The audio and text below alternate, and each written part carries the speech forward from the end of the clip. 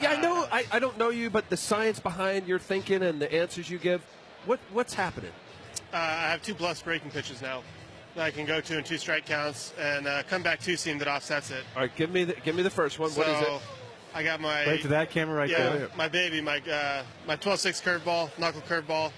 That's what I've been throwing my entire life. So index finger off the 4-seam grip, thumbs out of the way. Hooking the seam. Oh, you do? Yeah, so right there. That's important because it keeps in my hand long enough for my finger to get in front of it. So you don't get the thumb out of the way. You get it in. Yeah. Kind of unusual. That's the way I used to throw it, but not gripping the seam on top. If I get the thumb out of the way, it pops out of my hand here instead of letting me get out front. So I got to get the thumb on there to keep it in my hand. Okay. My hands are a little bit smaller than yours, Pedro. Yeah. Your hands would swallow mine. Yeah. Let's do a handoff.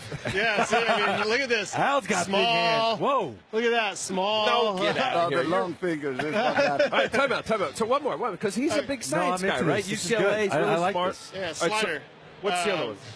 Yeah, the new slurvy slider thing that I taught myself.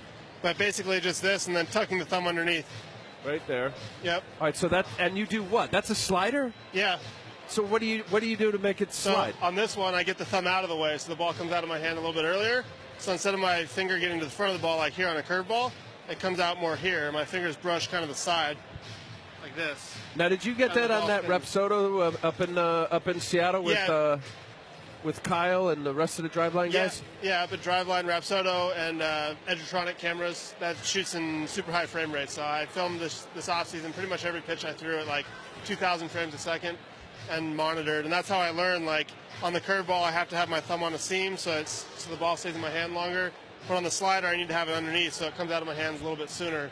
And that just shifts the axis, and then I get different movements on it.